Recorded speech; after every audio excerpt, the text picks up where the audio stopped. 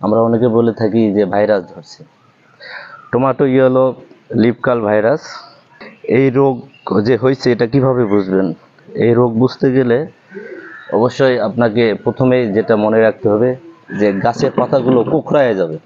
এই যে দেখেন, ঢেউয়ের মতো কোঁকড়ায় যাবে, মনে হচ্ছে ঢেউয়ের মতো কোঁকড়ায় গেছে, এবং গাছটা খাটো আকৃতির হবে। দেখেন একই সাথে লাগানো ওই পাশের গাছগুলো কত লম্বা, 8 ফিট, একই দিনে একই সাথে লাগানো, একই খাবার দেয়া। আর এটা 3 ফিট, ওগুলো 8 ফিট লম্বা হয়েছে আর এগুলো 3 ফিট হয়েছে। তো পাতা এরকম ঢেউয়ের মতো কোঁকড়ায় যাবে এবং বয়স্ক পাতাগুলো মুড়মুড়ে হয়ে যাবে, পুরু এবং মুড়মুড়ে, হাত দিলে মুড়মুড় করে ভেঙে যাবে। আর ফলের আকার ছোট হবে এবং গাছে অনেক ডালপালা হবে, কিন্তু লম্বা হবে না, গাছগুলো ছোট ঝাপালো হয়ে থাকবে। আর ফলও দেখতে পাচ্ছেন অনেক ছোট। তো এই হলো লিফ কার্ল ভাইরাসের লক্ষণ। তো এই রোগ দেখা দিলে প্রথমেই যেটা করতে হবে, ছোট অবস্থায় যদি এই রোগটা দেখা দেয়, গাছটা তুলে ফেলে দিয়ে যেতে হবে, দূরে কোথাও সরায় রাখতে হবে। আমি এটা রেখেছি আসলে দেখার জন্য যে আসলে কি হয়, লিফ কার্ল ভাইরাস গাছে ফল হয় কি না, নিজের এক্সপেরিমেন্ট চালানোর জন্য আমি নিজে এটা, যদিও আমার নিজস্ব বাগান, পারিবারিক পুষ্টি বাগান আমার রুমের সামনেই।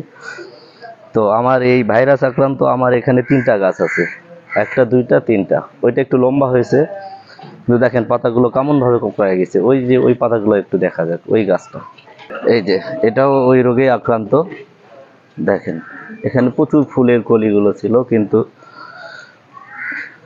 ফলে রূপান্তরিত হয়নি, ফল আসলেও খুবই কম। গাছ কিন্তু মরে নাই, গাছ জীবিত আছে।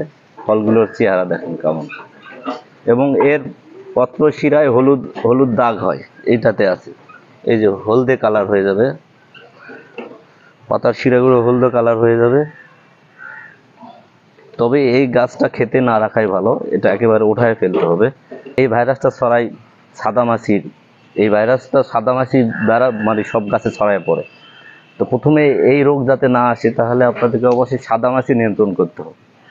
আর সাদামাছি নিয়ন্ত্রণ করতে গেলে আপনাদের ইমিডাক্লোপিড গ্রুপ অথবা ডাইমেথয়েড গ্রুপের কীটনাশক রেগুলার স্প্রে করতে হবে। চারা লাগানোর মানে 7 থেকে 10 দিন পর থেকেই রেগুলার প্রতি সপ্তাহে আপনাদেরকে ইমিডাক্লোপিড অথবা ডাইমেথয়েড এই গ্রুপের কীটনাশক রেগুলার আপনাদের স্প্রে করতে হবে, তাহলে সাদামাছি থাকবে না। সাদামাছি কিভাবে চিনবেন?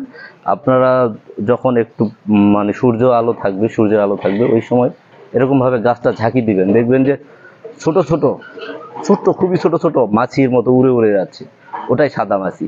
ওই পোকা যদি আপনার জমিতে থাকে, তাহলে এই রোগ হওয়ার সম্ভাবনা অনেক বেশি থাকবে। আর এই রোগ দেখা দিলে অবশ্যই আপনার জমি থেকে গাছটা উঠায় ফেলতে হবে।